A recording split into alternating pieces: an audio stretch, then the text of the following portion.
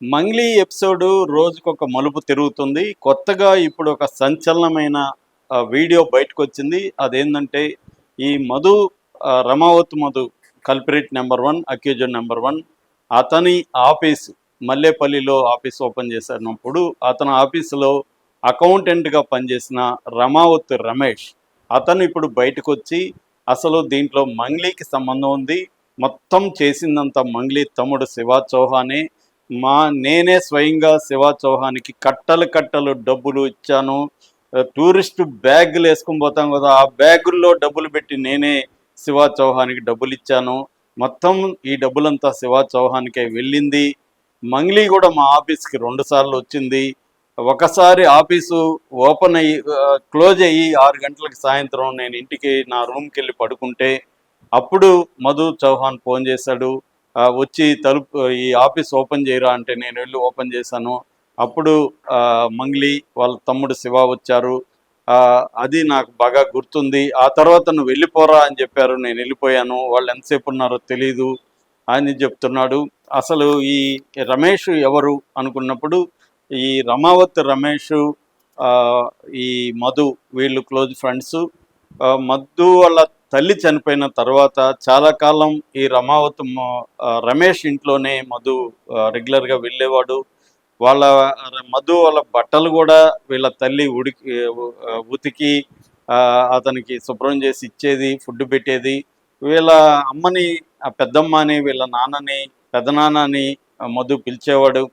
అలాగా ఉన్నప్పుడు కొంతకాలం తర్వాత ఇతను డబ్బులు సంపాదించి రిచ్గా అయ్యేసరికి రమేష్ కూడా ఆశ్చర్యపోతే, నేను వేరే వ్యాపారం చేస్తున్నాను రా, నువ్వు కూడా దీంట్లో కొంత డబ్బులు పెట్టు, కనీసం 1 లక్ష పెట్టురా అని నన్ను అడిగాడు. నేను మా నాన్నని అడిగితే మా నాన్న ఇవ్వలేదు. తర్వాత హైదరాబాదుకు ఆఫీస్కి వచ్చి మా నాన్నని పిలిపించి పెదనాన్న నువ్వు డబ్బులు పెట్టు పెదనాన్న అన్నాడు. వాళ్ళ ఆఫీసు హంగామా చూసి మా నాన్న కూడా ఇంప్రెస్ అయ్యి 5 లక్షల క్యాష్ ఇచ్చాడు.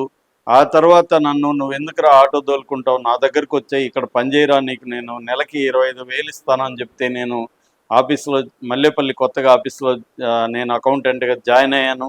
అక్కడ నేను పనిచేయడం మొదలుపెట్టాను. అప్పుడు నేను చూశాను శివానే రెగ్యులర్గా వచ్చేవాడు. క్యాష్ ట్రాన్సాక్షన్స్ అంతా శివాకే వెళ్ళిపోయేది, డబ్బులంతా ఓన్లీ ఆన్లైన్ మాత్రమే మధుకు చూసుకునేది. పేరుకేమో ట్రాన్సాక్షన్స్ అన్నీ మధు పేరుతో ఉంటాయి కానీ డబ్బులు కట్టలు శివాకే వెళ్ళిపోయేది.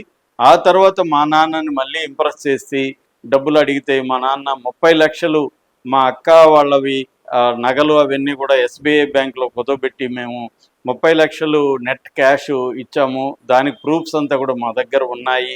నా ఫోన్లో కూడా అవన్నీ నేను రికార్డ్ చేసి పెట్టుకున్నాను.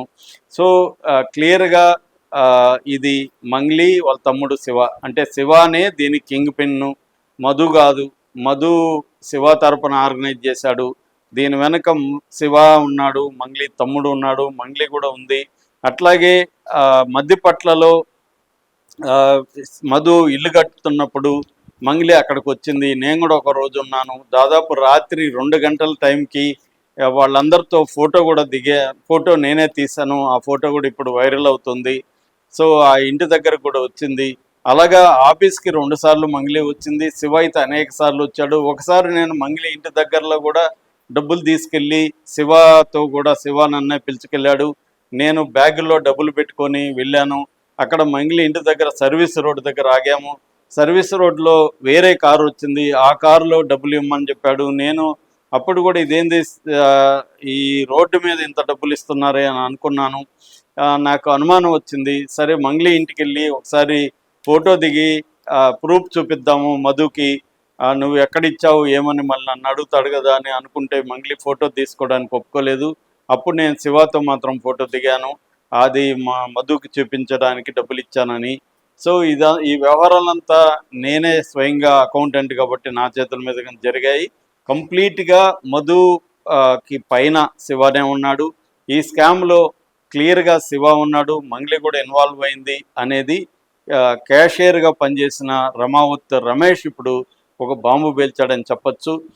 చాలామందికి మీడియా మిత్రులకు కానీ పబ్లిక్ కానీ అందరికి కూడా మంగ్లీ మీద అనుమానాలు ఇప్పటి వరకు ఉన్నాయి. ఎందుకంటే ఆమె బిహేవియర్ చూసినప్పుడు క్లియర్గా బాధితుల వైపు నిలబడకుండా తనని ఉపయోగించుకొని ఈ డబ్బులు వసూలు చేసిన వాళ్ళ మీద కేసులు పెట్టకుండా ఆమె బాధితుల తరపున నిలబడుతున్న ఆ, అడ్వకేట్ సుబ్బారావు కావచ్చు, హేమకాంత్ రెడ్డి లాంటి వాళ్ళు, వాళ్ళ మీద ఆమె కేసు పెట్టింది.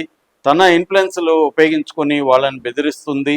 ఒక మంత్రి కుమారుడి చేత ఫోన్ చేయించడం, ఒక ఎమ్మెల్యే తండ్రి చేత ఫోన్ చేయించడం, ఈ ప్రెజర్ చేస్తుంది. మరోవైపు తన ఇన్ఫ్లుయెన్స్ ఉపయోగించుకొని సజ్జనాన్ని గెలవడం, డీజీపీని గెలవడం, ఇవన్నీ చేస్తుంది. అట్లాగే మరోవైపు గిరిజన సంఘాల వాళ్ళకి ఫోన్లు చేసి నా తరపున మీరు ప్రెస్ మీట్లు పెట్టండి, నేను అమాయకురాలని చెప్పండి అని ఆమె పదే పదే చెబుతుంది. ఇవన్నీ చూసినప్పుడు మంగ్లీ మీద అనుమానాలు ఉన్నాయి. ఇప్పుడు స్వయంగా మధు మల్లెపల్లి ఆఫీసులో, మధు కంపెనీలో ఆఫీసులో పనిచేసి మధుకు చాలా క్లోజ్గా ఉన్న రమావత్ రమేష్ బయటకు వచ్చి వీడియో చేయడం అనేది సంచలనంగా మారింది. అతను క్లియర్గా ప్రూఫ్స్ కూడా ఉన్నాయి, నేను బయట పెడతానని చెప్తున్నాడు. ఇప్పుడు రమావత్ రమేష్ అతను కూడా స్వయంగా 35 లక్షలు వాళ్ళ నాన్న ఇచ్చాడు. సో అతను ఇప్పుడు బయటకు వచ్చి ఇవన్నీ చెప్పడం అనేది మంగ్లీకి పెద్ద ఒక దెబ్బగా మనం చెప్పుకోవచ్చు. ఎందుకంటే ఇప్పటి వరకు మంగ్లీ నేను అమాయకురాల్ని, నేను గిరిజన బిడ్డను, నేను ఎంతో కష్టపడి పైకి వచ్చాను అని చెప్పి ఒక మెలో డ్రామా చేస్తూ ఉంది. నా తమ్ముడు శివ అమాయకుడు, ఇతను పేస్ చూడండి, ఇతను డబ్బులేంచే పేసా ఇతను అని చెప్తుంది. ఇప్పుడు రమేష్ ఓపెన్గా వచ్చా అతను చెప్తున్నది చూస్తే మొత్తం శివానే డబ్బులు కలెక్ట్ చేసుకొని వెళ్ళేవాడు, శివాకి టూరిస్ట్ బ్యాగుల నిండా నేనే డబ్బులు పెట్టి ఇచ్చేవాడిని అని స్వయంగా రమేష్ చెప్తున్నాడు.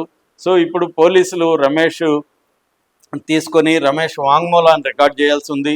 రమేష్ దగ్గర ఉన్న ఆధారాలని పోలీసులు తీసుకోవాల్సి ఉంది. అయితే ఇక్కడ పోలీసుల పరిస్థితి చూస్తే మనకు క్లియర్గా దీంట్లో వాళ్ళు తగిన వేగంతో కానీ తగిన సమగ్రంగా కానీ చేస్తున్నట్లేదు. మరోవైపు ఒక ఇన్వెస్టిగేటివ్ ఏజెన్సీ దీని మీద ఫోకస్ చేయట్లేదు. ఇదంతా స్కామ్ ఒకటే, బాధితులు ఒకే దగ్గర బాధితులు మోసపోయారు కాబట్టి ఇది single investigative agency like SIT కానీ సిబిఐ కానీ పనిచేయాల్సి ఉంది.